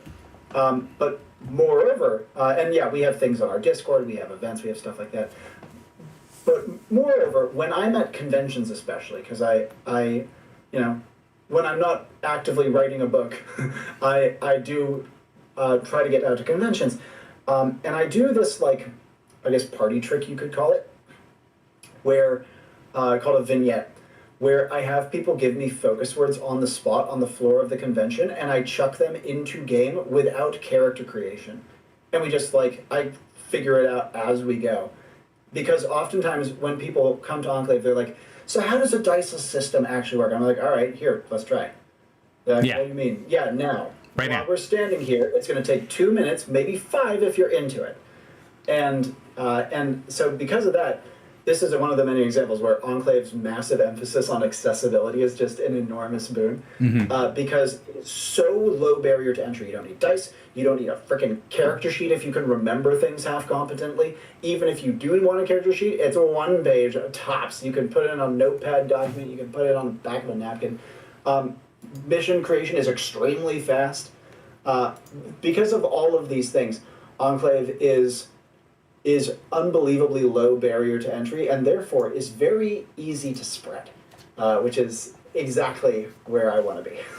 Yeah, it's interesting to me because while AMD does not fill that same niche, I can't sit there and say I could, but it's not going to have the same experience as playing at a table if I just spin off, hey, let's jump into a mission and I'll walk you through it for a couple minutes. It'll feel a little different to do it in Enclave, but like the experience is similar enough that people will be like, oh, I get it. Yeah. I get it now I want to try. Yeah, it's a bit of difference. The big thing that we're doing, and the focus that I do, is rather than that accessibility kind of at the con, hey, what is this thing like? Give me a couple minutes and I'll do it. The difference instead for us is the difference of how to cross and especially for modern D&D players.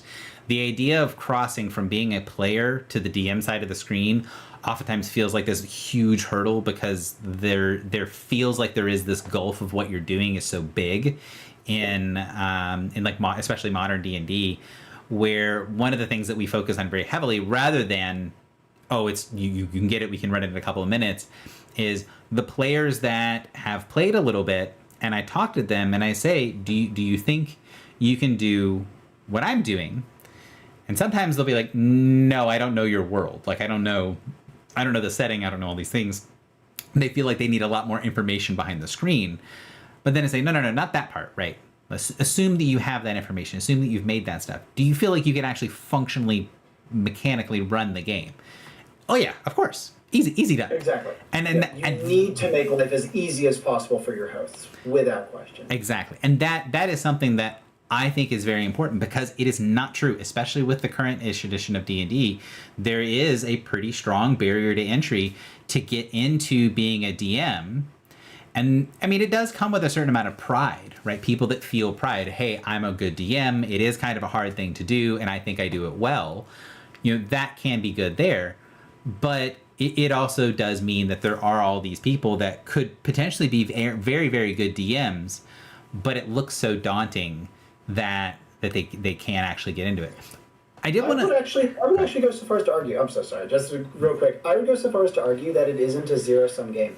I think that it is possible to both be able to set up a hosting system that is both accessible and is pride-inducing, and the way that you do it is, easy to start, difficult to master.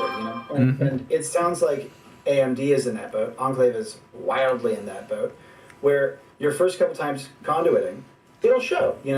Veteran players will be like, hey, nicely done. Here's some things I might recommend you work on. That sort of bam, easily done. But once you've notched a number of missions, you start feeling like, hell yeah, I can do it. And you have these great hard metrics. You need me to come up with a mission in 10 minutes? Yeah, I can do that. You couldn't have done that when you started. When you started, it would have taken you 2 hours, right? And then you can be like, oh, wow, I haven't hosted for like 3 level 10 characters before. Now I have. I feel like $1 million. And so, I think that you have these tangible mastery checkpoints that are very useful and very important. And I mean, I genuinely feel, perhaps a harsh opinion, I feel like any TTRPG that doesn't aggressively promote hosting the game is doomed to fail. Yeah, I agree.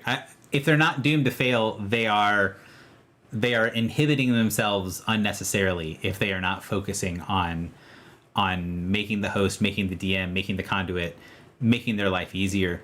One of the things that what I was kind of circle back to is, I made a note that you talked about, hey, being able to run in 10 minutes, being able to go do that. One of the things that I think is interesting is when I was running games, and I had players comment on this, when they would ask me if I could run something like that evening or like tomorrow night or whatever, right? This somewhat relatively short notice because most of my days are taken up by being dad first and not DM first.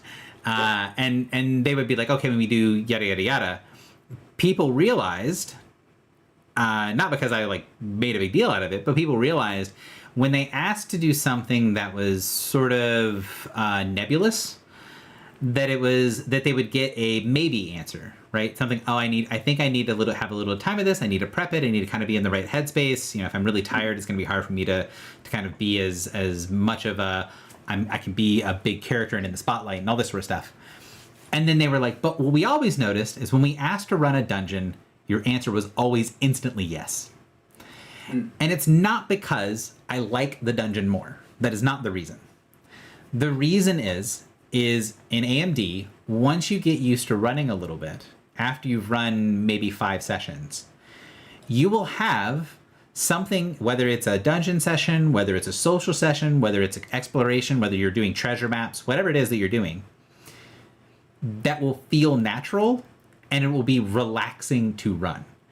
The idea that I will hit go and I will just chill out when I go to run a dungeon is something that I didn't get. Again, I've run 2 years ago, I guess it's 2.5 years ago now, I spent a year where I ran over 100 different systems. So 106 systems over the course of a year and a half, right? That's gross. I was very rarely relaxed because I was always, how do I do this? How do I, because I'm never going to run it like it says in the book, but I want to get kind of close because I want to understand what the rule is and then do whatever I want. I don't want to just do whatever I want and then not understand the rule because then why did I pick up this book? Of course. But I felt like there were certain games that I thought, now I can relax while I'm doing this. Now I can just sort of chill and let it happen. And for me, that was a lot of times running a dungeon. And the reason why it ended up being like that was because I felt properly supported by the tools at my disposal. And I'm really hoping that is my metric for success for when the main book comes out, is if I can talk to people that are running games and saying, when you start game, do you feel like you can relax? And if you can, then that's saying I'm able to just have fun. I'm able to be a player just as much as the other players are.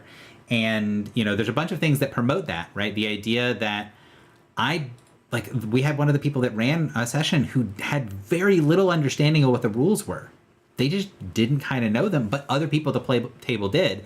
And since the players are making the vast majority of the rolls, it doesn't matter because they're like, this is I think we need to get through this door, right? I'm going to bash this door down to get into this place. And they go, I think that makes sense for I think the door's stuck, it's jammed. I want it to be an athletics check. And the players will go, okay, well, what's the target number? What do we need to get to athletics check through this? And the DM's like, I'm not entirely sure how that works. And they go, well, do you think that someone who's a trained athlete would be able to bash down this door? Yes or no? Well, maybe if they were really good. Okay, so like an expert would be able to just bowl through, like an Olympian could do it. Yeah. This is an expert level thing. Okay, well, I'm a trained athlete. So if you think it's an expert level check, that means this is the target number. I can actually roll for it. Or if you say, no, this is an expert check, I'm only skilled, I can't roll for it. We need to find another way through. Or it's an expert level check, I am an expert. I bash through the door and I get through. And having the players be the ones that are always making those determinations means that you can very legitimately have someone who's running the game who only has a very vague grasp on the rules because it's not as much of I have to rely on all of my hidden information to tell you what happens. we're sort of understanding the logic of this world and the logic of this game. We're all playing it together, and you can reasonably go, hey, DM, I think it would be, I think my trained athletics would be good enough to do this task. And the DM can say, well, the thing that I have to do is make a judgment call. I don't need to know the rules. I need to make a judgment call. Would a trained athlete be able to do that? No, I don't think so. Well, then the question is, all right, if you don't think a trained athlete can do it, do you need to be like Beowulf, right? Do you need to be this story out of myth? No? All right, well, we've got all these markers, and the players know what the levels are. They're all explicit in the game. You can set the marker, and then that tells you everything you need to know to run the game. Yep, we do almost an identical thing with stats in Enclave, by the way. Yeah, it's why I was describing it like that, because you told me about stats, and I was like, yeah, this matches up. Although I always find this is true. This is one of my notes from the beginning. This is why we started the stream like 2 minutes early, because I had to write this note down. Is like, I explain this as skills, and he's like, yeah, that sounds exactly like our stats. So I want to have you go to stats, because when you get done with that, we're going to talk about class design versus in Enclave versus magic item design in AMD. So go ahead, your stats. Note, by the way, on the topic of your metric for success, right? I had a very similar experience when I was gathering quotes from my player base for my last Kickstarter. And one of my players, who's run, he's done many systems. I'd say at least a dozen, which for like, nothing for you, right? But for, a lay person is quite a lot. His quote that I used on the page was, as a host, I really can't put into words how much easier this game is to run than any other one that I've tried. Bam! Slap that on the Kickstarter. Ta-da! That is a success metric, and I've had that very consistently reported. It's a really important success metric. Mm-hmm. Games live and die by hosts. Much like RTS games live and die by map editors. Anyways, the stats in Enclave. Yes. I'm not going to blast you with an entire list of them. That would be tedious. Instead, I can give you the philosophy behind it. Stats in Enclave, we have 12. 12 stats, that's actually a lot. That's like an uncommonly large number. Mm-hmm. Enough so that people have been like, do you really need 12 stats? Why not 4? Why not 3? And the reason being is very specific. Because in Enclave, stats represent one of two things. One is real-life, corporeal, physical qualities, right? That you can approximate, and you can kind of guess how those would become supernatural. Because in Enclave, stats are measured with pluses. If you have no pluses in the stat, it's baseline. It is assumed to be slightly above average by real-world standards. Once you have 3 pluses, that's like breaking realism.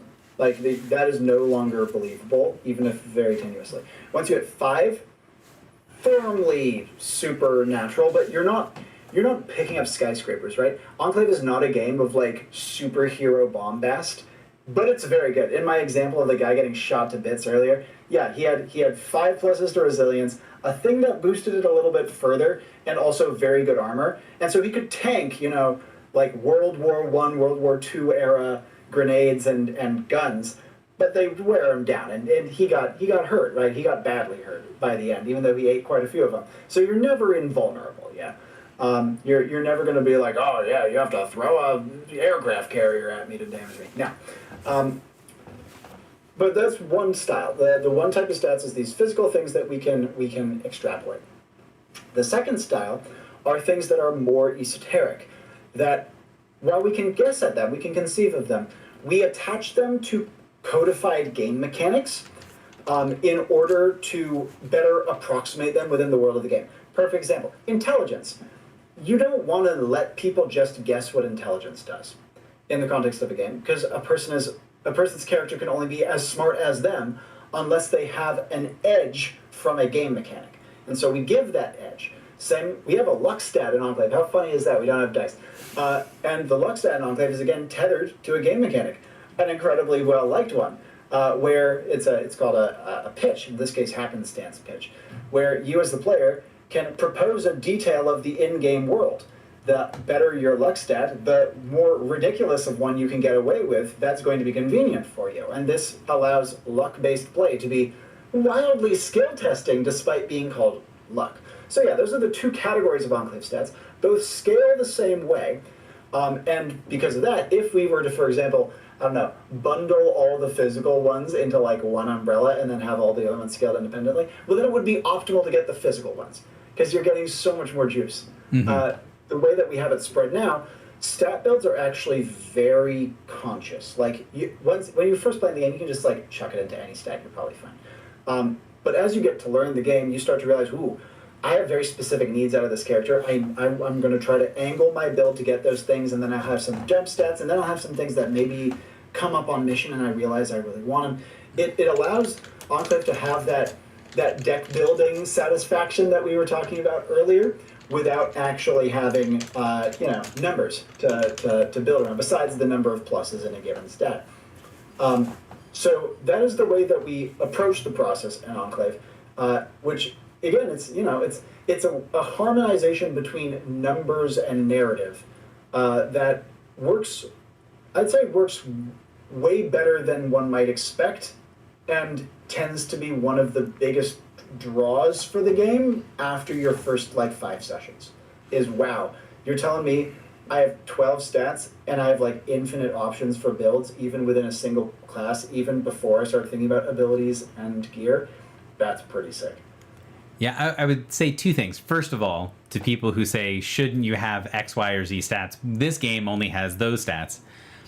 From what I've read of Enclave, and from what I understand of the game, if you explain to them that what they consider to be derived stats are what you consider to be baseline stats, and then if you have the game design terminology to explain to them what you mean by derived stats, you'll find out that D&D players have like between 15 and 20 stats on their character sheet. And they don't think about them that way, because for them the stats are the your strength, con, dex, etc., like the 6 basic ones. But then you say, okay, but in the context of these other systems, this is what we mean by stats. They'll be like, oh yeah, we have a lot more than 12. 12 is very reasonable. So I would say that we could talk about that a little off stream if you wanted to, because it's a whole thing. But I don't have the lingo that you have at your disposal. It's very fun learning all of these things have like proper terminology. And then the other thing that kind of made me think about it is, again, how they get expressed is the same but different. Is it's talking about like the different builds of things and how you can go for them. In a lot of systems, there is the idea. And I don't know how much Enclave is like this, because it seems like it is a little bit, but not as much as some other games, where you can sort of stat out your character ahead of time. This is big. Oftentimes it doesn't survive like encounter with the reality of the character on mission, but you can usually guess. That is very hard, sometimes next to impossible to do in All My Sty. The only time that people do tend to plan like that is skill progression, where they will say, the same thing, right? My skills, the philosophy behind my skills is a lot of times your philosophy behind stats, because you get a big bunch of skills at level 1, and then you kind of slowly get drip fed them as you go, and you don't pick your skills until you use them. You cannot become trained in diplomacy until you go to make a diplomacy check. If you never make a diplomacy check, you're not trained in diplomacy.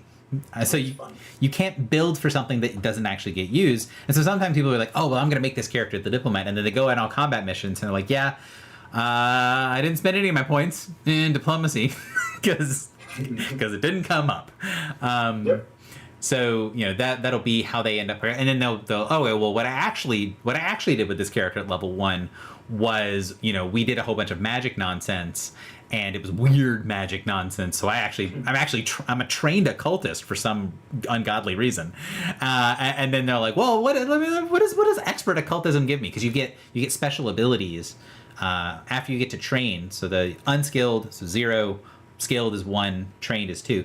2 points and higher in a skill, you get a unique special ability for that skill as you go up. And so a lot of times people will look at they can get up to trained in class skills at level 1, so they'll look at the trained abilities and be like, oh, those are cool, and they might think that they'll go for them, but then they'll play and then go, oh, well, unless one of those abilities is now relevant right this moment, and I'm going to take that skill to get that special ability, a lot of times it's reactive, and then once they're reactive, they look at, well, I've already got trained occultism. What does expert occultism do? Oh, okay, well, I'll aim for that, and that sort of progression through things ends up being very interesting. I will, and the last little note, which is a little bit for you, it's, I don't know, it's a weird thing to maybe say on stream, but I did introduce you to a friend of mine named Callie, who is making a system that is, again, it is very explicitly heavily dice based, because his game system, all of your, I've got 5+, right, in resilience. For him, you would have 5 dice, right? So it's the same thing, but it's like, instead of diceless, it's like all dice. it's like the other side of the spectrum from my game, which is kind of in the middle, right, where we have a narrative game and there are dice. His is like all dice and yours is none. He has to call it all dice He's I think his called like 10,000 rolls or 10,000 dice or something. Yes, it was something like that. Which is great. Again, it's a, oh, that's a ridiculous number, and then you play and you're like, actually it's not. I mean, I'm never gonna have 10,000 dice on here, but if you told me I was gonna roll 10,000 dice over the course of a campaign of this game, yeah, probably, maybe I could see rolling that many dice, because you'll take giant handfuls of dice, and it's a lot of fun. Warhammer player experience. Or for me, Shadowrun experience. Shadowrun was the first game that I ever played. Talk about, because I've run and played a bunch of different games. Shadowrun was the very first game that I played where I said there are too many dice in this game. The very first time my hacker character rolled 40 D6 for a hacking check. That's 40 D6s for a hacking check. I was like, no, I'm not. I don't want to do this. I'm gonna avoid hacking as my hacker, because this is too many dice. This takes too long to resolve, and this is just it's not fun. Which I can get for some people, that their threshold, it's really helpful for me, because like everybody's threshold's different. Their threshold, someone else's threshold might be a lot lower. So I did say I would circle back to this, but I definitely do want to, is class design in Enclave and magic item design in AMD. We were talking a little bit before the stream started about how we might be interested in, hey, I will design something for Enclave, you will design something for All My Die, which I think would be a ton of fun. But again, how our things are same but different. We were talking about how class design and kind of how the class vibes together and is this very evocative thing, which I'm going to have you explain, because I think your explanation, I don't want to repeat it poorly, but your musical explanation for class, go ahead and do that, and then I will do the part that I refrained from saying off stream, because I wanted to bring it up here. So go ahead, your explanation of how does the class get designed? How does the class feel in Enclave? Yeah. So this is the case for all mechanical design in Enclave, frankly, but I think it's most relevant in class design, because that's like the most clear, right? In traditional game design, I conceive of it like composing music, right? Enclave design is like jazz. Oftentimes, you feel like you're winging it. And in the moment, you might be like, I don't really know what I'm doing. But then you hear it. You hear the song. You see the class being played, and you're like, got it. That worked. And so it's loose. It's instinctual, but then suddenly, as you do it a lot, you start to realize that, wow, there are patterns here and there are consistencies here that I never would have verbalized before doing it a bunch. And now I can play my jazz with my friends, and not only do I have a better idea of what to anticipate, like what note tends to follow what note, what progression tends to follow what progression, but also what things don't work, what sounds ugly and discordant, or even if I think it sounds pretty cool, what makes other people not listen anymore. So yeah, it's something that you learn by doing, and you cannot, when you're designing an Enclave class, your mind palace is next to useless until you have a vast amount of experience.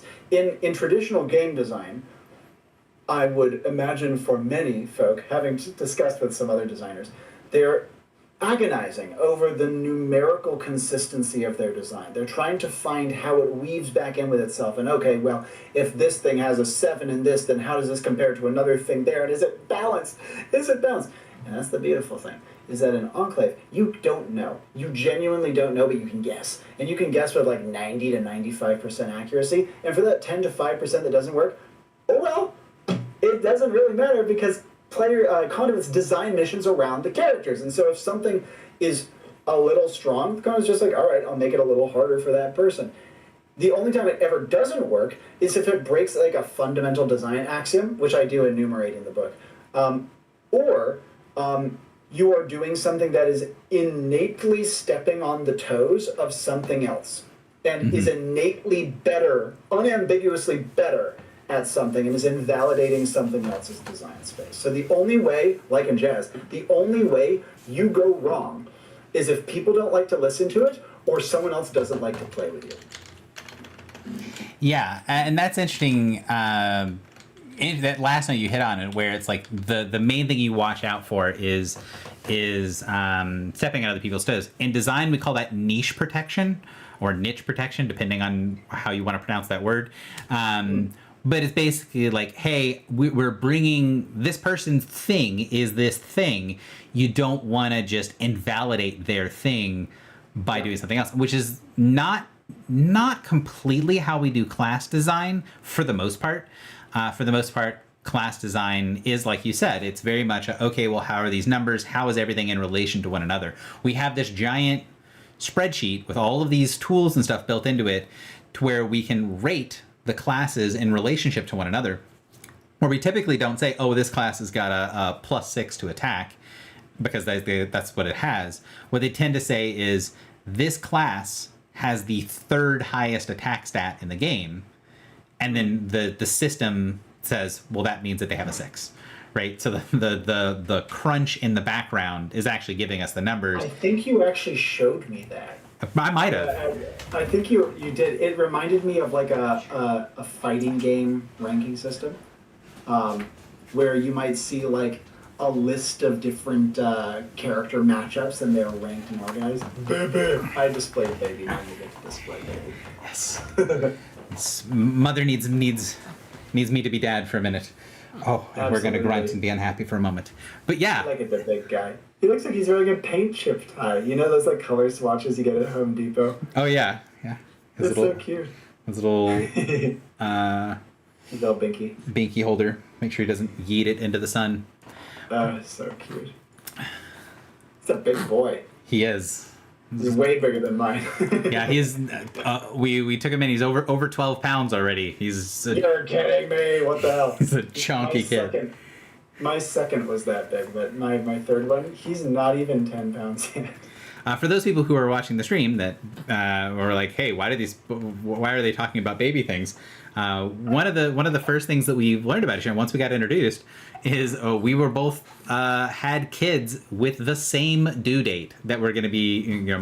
Both of our kids were born. Both of our sons were born, about a month ago. They didn't actually arrive on the same day, but still very, very close to one another. And they were both our third as well. Both our third kids, yeah. So there's a bunch of weird sort of overlays. So yeah, we talk about the niche protection, and yeah, so the stats a lot of times are just in relationship to one another. So if we need to change that or tweak it, it sort of has a cascading effect, and we can more or less ignore the numbers when we're actually designing stuff. But we do not ignore niche protection. We do not ignore the jazz elements. But because of the way that the class is structured, it'll say, all right, well, at level 1, every class gets a small thing that identifies them as themselves that leans them into the role that they do. Level 2 is the thing that gives them something within their niche that specializes them, that shows that they are this version of that niche. And then level 3, they get their sort of signature ability for that class. So they have this built-in intentional design format. That's so interesting. Which is completely different. However, how our magic items work is not like that. How our magic items work is when a character gets a heroic deed, when they do some dramatic thing, which in a lot of ways is also, we were talking well earlier about like players being able to sort of opt in to the level of danger, to opt into the level of challenge. We don't do it on like the session by session term, except for if they know that something is going to be dangerous, right? They're like, oh, we're going to go kill a rattlesnake. We're not going to go at level 1 and expect this to be easy. But like on the moment to moment thing, they'll look at the situation and go, you know, my house words say that death before dishonor. And in order to get past this thing, in order to make this scene smooth, in order to make all these problems go away, we just need to lie to this person. It's not even a big lie. We could just lie, and all the problems will go away. But if I make a sticking point out of telling the truth, at the end of the session, when everyone's looking around talking, what's the most dramatic moment? What was the most in line with your character's mythos and all that sort of stuff? What was that thing? Then I'll be able to make the case that I'm the person who had the dramatic moment. My character had this thing where they were like, yeah, I'm gonna make it harder on myself, or maybe harder for the whole group, by being honorable, by having this moment of my thing actually matters. And that is what will oftentimes create the magic item. And then the game master will go into that player and say, okay, we've got these keywords. You have a different term for it, and I keep forgetting it. It's not called keywords; they're focus words. Focus words. So we have these focus words, which are your house words, your motto for your character, and then we have this rough schematic for what was going on. Well, how do we play jazz here? How do we take these elements and make a song out of it? Because there's not a lot of rules attached to what those things can be, other than if you have a thing that's like, oh, well, I want to do this thing that's going to give me, tremor sense, where I can sense other things. Then the GM might say, okay, well, we probably don't want to do that. Not because it's not cool, not because it doesn't match what we're going on, but because that is what you get for being a master dungeoneer. So we don't want to step on the master dungeoneer's toes. So how do we do something that's like that? Maybe you get tremor sense, but there's a limitation to it. Maybe you get, or they might say, oh, well, if it's not going to be tremor sense, maybe, this thing that we were going to bypass, right? I told the truth, so maybe this is something that's going to be anti-illusion. Maybe my senses, including potentially tremor sense, they're much harder to fool with illusions, with tricks, with things like that, to cover their tracks and things like that. Maybe that's my magic item, right? Because that's the core, right? You're playing jazz, you're riffing off of whatever the spark, the seed for that magic item is, and then building something cool around it. And so that you do have, for the players, for their classes, they have these relatively static things. So you can't really build different versions of a fighter. There's like typically one or two choices that you'll make. Like a fighter, when they're very high level, they might specialize in being like a dual wielding fighter, or specialize in wielding a special shield or something like that. But generally speaking, the build choices are very minimal. And how you distinguish yourself is through action, through play, and through the creation of and wielding of these heirloom items that are your family's heirloomed weapons and armor and all that sort of stuff. And all of those things are created through that sort of jazz version of design that you guys do for classes, which again, we're getting to something very similar. It's just how we get there is so different. I was going to ask, absolutely, are your magic items more static? Are your magic items, no, did they just say what they do on the 10? Are they also jazz items? It's both, I should note. So to give you an idea, the body parts of an Enclave character are as such. 1, stats. Your class will inform your starting stats, half of them, but other than that, entirely up to you. Second thing, your abilities. Your class defines these entirely. You start with 3, you just have them. They are quite impactful, they're quite oomphy. A level 1 Enclave agent can do a lot. And also they're very flexible. You can apply them in many different ways through a mechanic called energy work. You can also unlock, in the new book, you can unlock up to 3 additional abilities. Either advanced abilities off of your class, which are juiced but very niche, or you can get abilities off of any other class in the game, which is very exciting. Additionally, abilities can be perked, where every time you level, you get a perk. You spend these perks to unlock abilities off of other classes, but also you can use them to change one of your own abilities. You get to choose. It's a system called SMC, Self-Made Content, where effectively it's like it's like a continuous balanced feedback loop. Is the thing you made ridiculous in practice? Your group will say, please change this.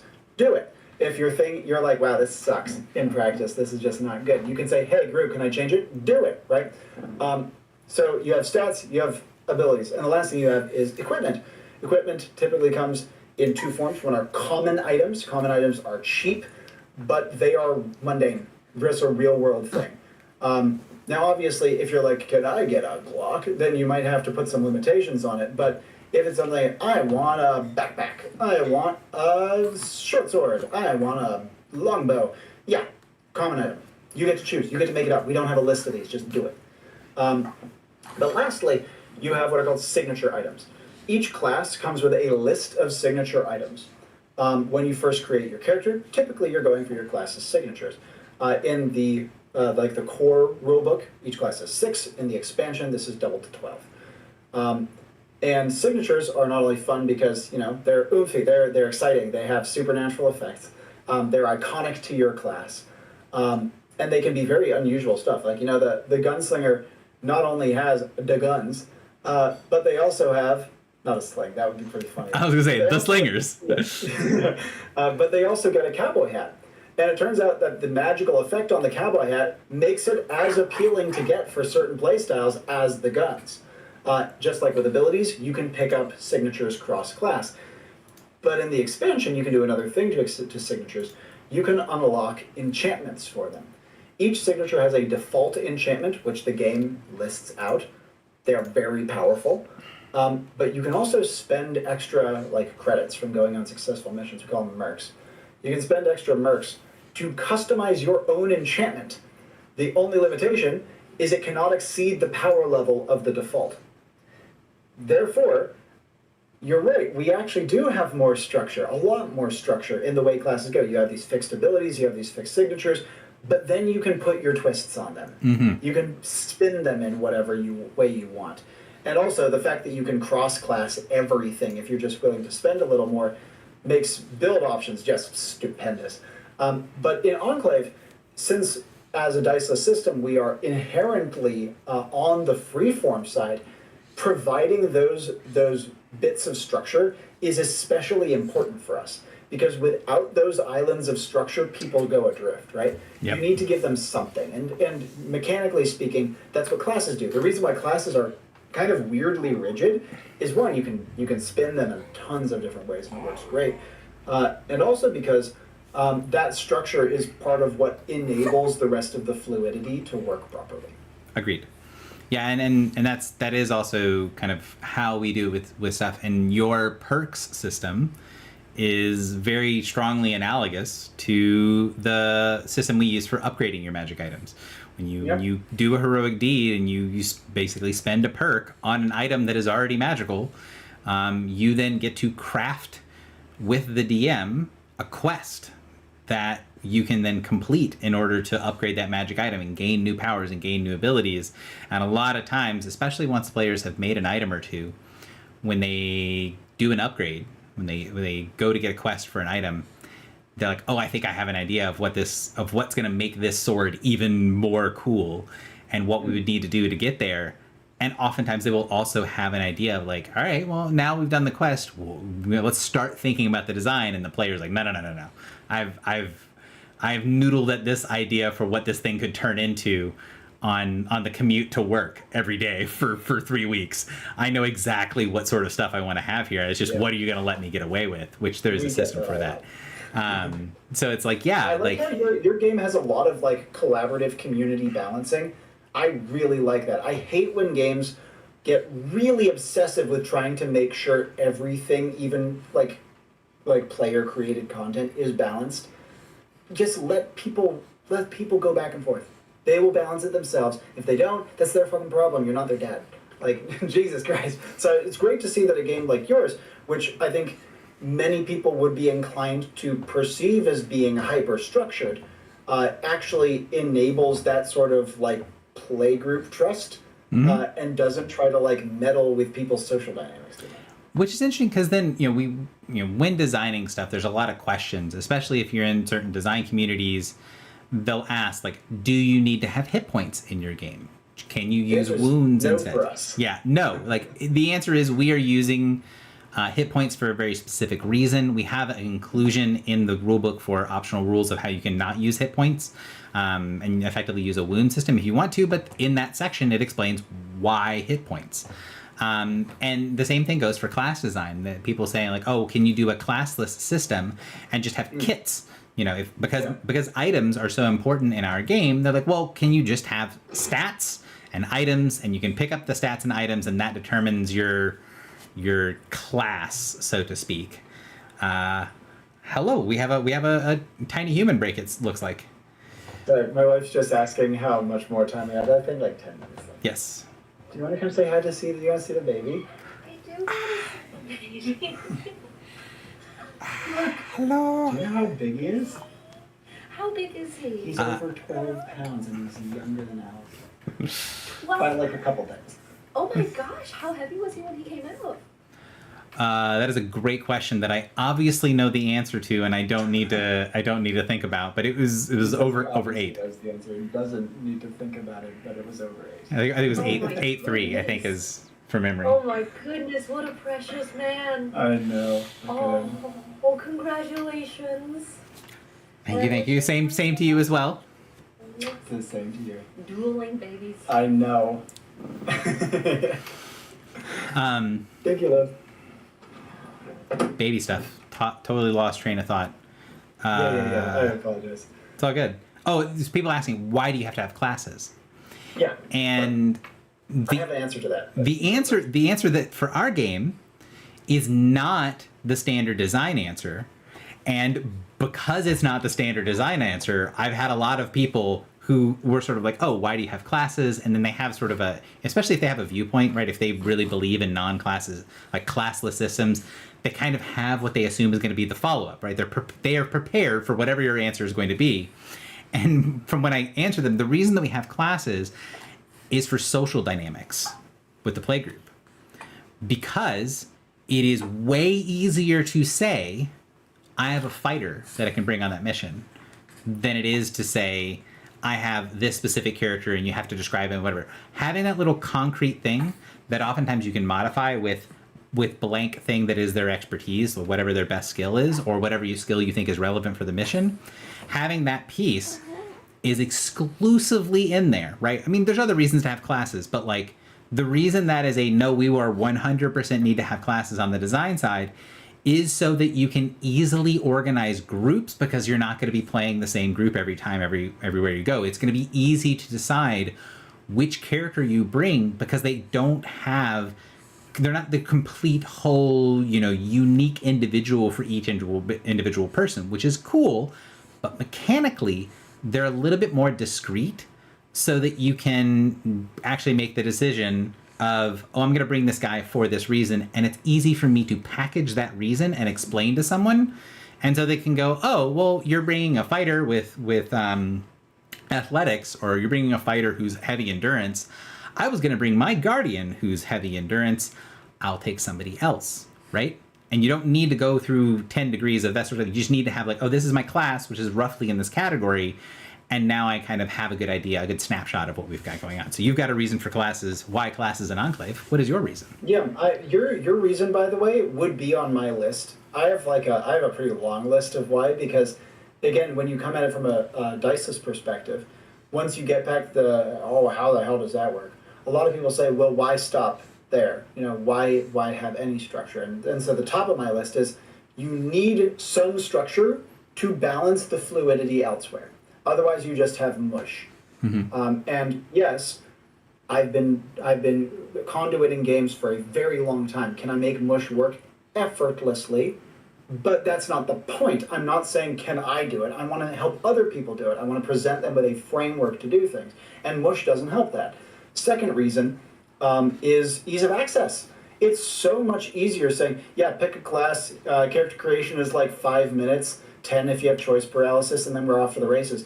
Compare that to, oh yeah, enjoy choosing from these 50 tables. Like, no, that's going to take an hour. And so ease of access is very important for Enclave, as we've mentioned. That's like one of the major selling points of the game, is how quick it is, how agile it is, and where in people's schedule we fill. But But the other reason, which is less fundamental than those two, but is kind of more important to me personally, is that Enclave classes are designed around character archetypes and tropes in media and fiction. They are love letters to fiction broadly. And because of that, we can pack them full of fun references and spin people out in different directions. And what this does is it enables Enclave to be a free-form world, an infinite world. There's no defined anything like we described, and you have to carve out your own niches. And that is facilitated by the fact that we have all of these archetypally grounded classes that are drawing from sources across all genres as well. They facilitate the game being cross-genre without making people angsty about it, frankly, like for want of a better term. People don't question it. They're like, oh yeah, that makes sense. Yeah, of course, sure. Yeah, I got a caveman, you got a spaceman, it works out. Like, we're fine. They don't have a cognitive dissonance about it. And so Enclave has classes for both pragmatic, logistical, and thematic reasons. Yeah, and again, the other thing which is less important to the broader community, but also more important for me, right? My same thing that you just said, is having classes also means that because our game is about exploration is the primary pillar of play, including in the rule book. You need to unlock all of these classes as you go along. It would feel less satisfying. The sort of like spike of coolness is smaller if you're unlocking individual traits in a big list of traits, where you're sort of slowly building the community kit. It could be fun, but the bundling those things together into a class and saying, what does it mean to be a barbarian? What does that actually mean thematically? Means that I can then structure quest lines, NPCs, factions. I can build everything out for that, because when I put that into the world, that is me signaling to the player the barbarian is available to get. You don't have it yet. And if you don't care about barbarian, there's nothing that says you have to go get it. It just exists, and I have all these tools available to me to make monsters. If you do care, well, now you have a path forward, and it's not, oh, I get to have the reckless trait unlocked or whatever, where it's like one little piece of a puzzle. It's like, oh, we get access to this sort of big collection, this chunk of cool content that kind of comes pre-packaged, which, again, there's downsides and upsides, but there's enough fluidity in skills and magic items in AMD that you'll have two characters that are right next to each other that are radically different from one another and they're the same class. And that ends up being really fun through play. And all of the reasons that they're different are not choices they picked in advance. That tends to be something that makes me happy, where I look at these two characters and I'm like, you guys are we had we had two very high level barbarians in the last playtest. I want to say Petrova was 11 at the end of the campaign, and I think Nidal was 10.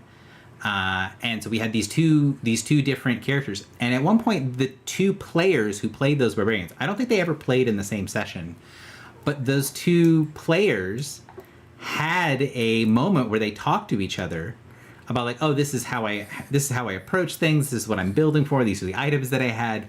And they realized that they weren't trying to do stuff different from each other, right? Because they weren't really in contact much, but they ended up with a class that is very rigid, right? In AMD, your classes get something at 1, 2, 3, 5, 9, 11, and 14. So you have 7 checkpoints for the class, and more or less you have 5, right? Because the 11 and 14 are like victory lap level stuff. So you've got 5 pieces, usually only one of which involves a choice.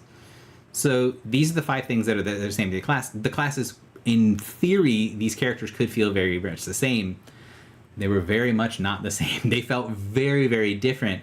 because one of them was very heavy on I have a giant shield that like can grapple people, and I have this hammer that is designed for taking on like single targets and going after sort of like this very very like I hold the line and I'm sticky and I'm hard to take down, and I want to find whatever the toughest nut on the battlefield is and crack that nut, for how Petrova played. And then Nidal's like, if I use a shield, I don't have a two-handed weapon. Like, what am I even doing with my life? Like, shield, what is that? But then he's explained, well, I also, I use my spells to do shields. And then Petrova's like, spells? The what now? Because one of the barbarians is very invested in magic, and the other one, I'm not sure they ever cast a spell. They might have cast one spell the whole campaign. And it was very different mechanics, very different things that happened, but it was all diegetic. It was all they didn't pick from a list and take different feats. It was when they played, their play style was different, and because their play style was different, the items they got, the skills they chose, the groups that they were in, made it to where they ended up being very different from one another. And I've always found that to be the most fun. I was the most frustrated. I was the least satisfied as a DM, as a player, on the mechanic side of things, right? Like there's lots of other things going on, but on the mechanic side of things, the most disappointed as a player and as a character when I was running D&D 5e at a convention, and there were 3 players at my table that were Paladin 5, Warlock 3. There's 3 level 8 characters that had 5 levels in Paladin, 3 levels in Warlock, and had made, over the course of that thing, maybe 15 choices about what they were doing with their class and their spells, and they were literally identical across the board. Mm. And because we were playing in what's called organized play, where there's like a static set of adventures and like you kind of know roughly what items are in certain adventures, between the 3 of them, they had 3 magic items apiece. And 2 of those 3 magic items was the same on all 3 characters. Oh my God. And I was like, that feels like such an incredible fit. Because a level 8 character in D&D is not a beginning character. That is someone you have to invest quite a lot of time to be able to get to level 8. And the idea that you'd sit down at a random table and find that, oh, my character, as far as the numbers are concerned on my character sheet, because they were also built off of array, right? So they had static array, they'd chosen the same feats, they had the same class stuff, everything was identical. I was like, wow, that feels awful. And it's not even their fault. It's them looking at it going, oh, well, this feat is the thing that makes the most choice. I would really like to use charisma to attack with. So in order to attack with my charisma, so I can just ignore strength and go all charisma, I need to go to 3 levels of warlock to get the pack of the blade. So like, I'm not blaming them for their builds by any means. This is not a complaint about there being broken builds. It was the complaint about the fact that they could design ahead of time, and there weren't enough interesting choices along the way that you could reasonably have, be difficult to have 2 people make the same set of choices. It was pretty easy to have several people be, yeah, this is your standard build, and then you just paint a face on it and say, oh, well, this is the tiefling version, or this, maybe the build is normally tiefling, and this is, I just put my name in the character sheet, and then I build a backstory, and I make a character. But the game elements, the mechanics, they're all just like copy paste. Man, that felt awful. And it's not something you can do in AMD. Like, there are people that actively try to do that, and thus far I've not seen anyone succeed at it. I mean, maybe you can. I'll tell you right now, it is so impossible to do that in Enclave. I don't think I've ever seen anyone try. And part of it is down to play pattern. In D&D, I would imagine, especially organized play pattern is rather consistent. You pretty much know what you're going to get out of many sessions. I'm not going to say most, because I've never played D&D, but I have studied it, I have learned about it, and it sounds like the play pattern is pretty consistent. Not universally, but rather. In Enclave, play pattern is so inconsistent as to be unidentifiable. 2 identical gunslingers' first mission could be so radically different that they don't even look like it's the same game, and that could spin those two characters out in wildly different directions from the jumpstart. So much so that even when we have, and I've had this, two of the same character of the same class, or two of the same class with the same build on their first mission, and they still are completely different. Mm-hmm. Yeah. Well, you said the 2-hour mark, and I was like, as much as it feels like it's been 40 minutes. Yeah. You mentioned you wanted to cut it at 2. Yes. So, this is one of the things I was giving myself a 2-hour limit because I think some of the times that we've sat down and talked over Discord, It's been like 4 hours. Yeah, we look up and we're like, hey, we were going to have a 20-minute conversation and it's now been 4 hours and our wives are like, where are my husbands? Where have they gone? Robby, absolute blast to have you on here. It is so fun to just talk game design and game principles. Not like sometimes it's fun to get into the weeds and talk like specific numbers and like ratios and percentages, and that can be fun, but it's also just fun to just talk design principles. Hey, this is why we're doing what we're doing. I agree. Is there something in your game that does that? Because I think those whys is what actually what people get excited to play in. And then the numbers and how it's done and how you deliver on that tends to be keeping people, right? You get them in on the inspiration, on the cool stuff, on the cool ideas and the cool concepts, and you keep them by executing it well. And so it's really, really fun to talk about getting people in the door, getting people on board. So thanks again for joining us. And we'll talk again later. I'm gonna stop the stream, but I'm not gonna pop off the call at the exact same time. So sure. Thank you so much for having me. Yeah. Good night.